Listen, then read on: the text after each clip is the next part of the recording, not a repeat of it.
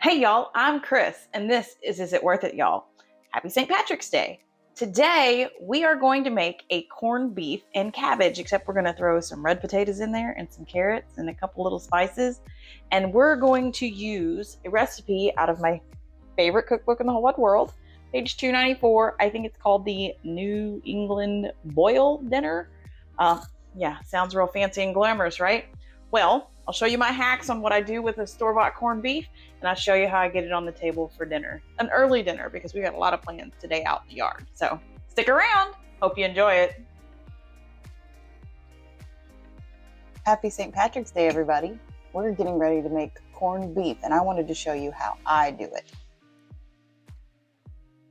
So we're going to start with my favorite cookbook, Better Homes and Garden New Cookbook. We're going to go to page 294, which is in the meats section. And this is actually called the New England Boiled Dinner. And it's got potatoes and carrots and parsnips and onions and cabbage and corned beef. So what we're going to do is we're going to simplify this down to the ingredients that I have on hand, which are a corned beef, potatoes, red potatoes, of course. You see that? Cabbage, carrots. We got some freeze-dried onions. And then we're just going to do bay leaves and peppercorns and some homemade broth. And we're going to do everything in the Instant Pot. So my hack for a corned beef brisket when you buy it like this in the store is cut this thing open.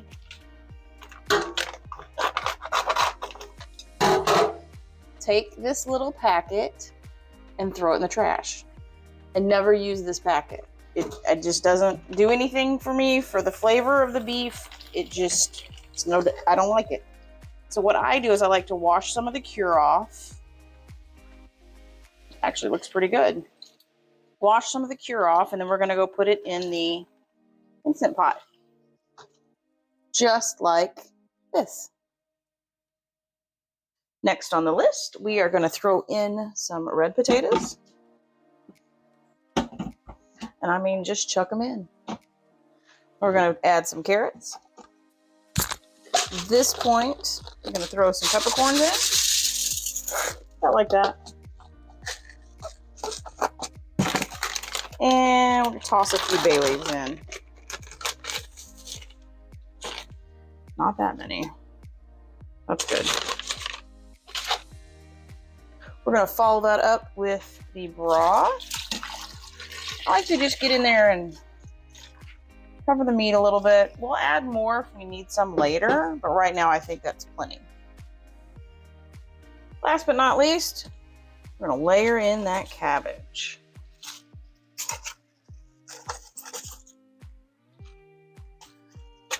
We're going to put the lid on. And we're going to let this go on slow cook for 6 hours. So we'll see you back when we're ready to pull the lid off. I forgot the onions, y'all.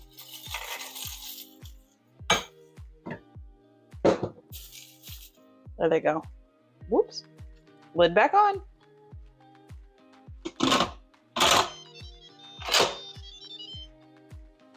See you in about 3 hours.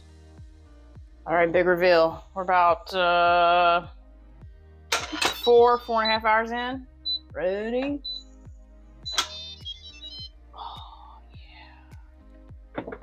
Oh, I wish y'all could smell this. Okay, look, here's what's cool. Did not need to add any liquid. Look, there's the liquid. And potatoes should be done. Let's check. Oh, yeah. Right through. Cool, potatoes are done. This cabbage looks wonderful. It's cooked all the way through. Not soggy. Kind of like steamed the cabbage, actually. All right, let's get in there. Find that corned beef. See if I can get it.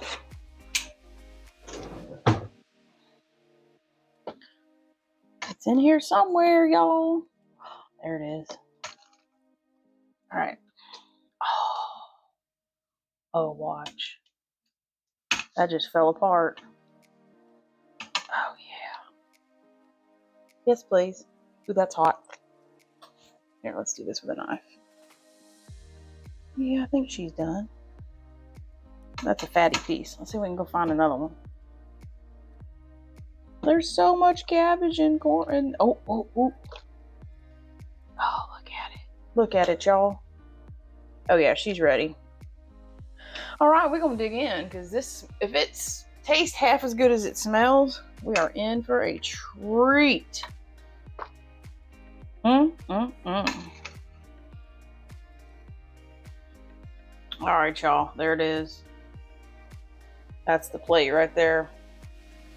I hope y'all have a wonderful and happy St. Patrick's Day. I've already done the taste test, and I'll just say,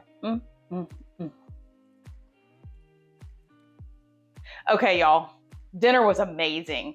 I love cooking in an Instapot and using it as a slow cooker. It's just as effective as using it as a pressure cooker as well. There's just something about slow cooking. You know, sometimes you just need to slow cook and take your time all day. Dinner was amazing. I love that. Throw that packet out, throw that seasoning packet out, and you do you. That's the biggest tip and the best advice I could give you whenever you're using a store-bought corned beef. Anyway, I hope you enjoyed it. We sure did. It's going to be great for leftovers tomorrow. Feel free to subscribe if you haven't already. Like the video, leave me a comment. Tell me how I'm doing. Let me know what you think. What do you want to see next? I'd love to hear from you. Until we see you on the next video, bye, y'all.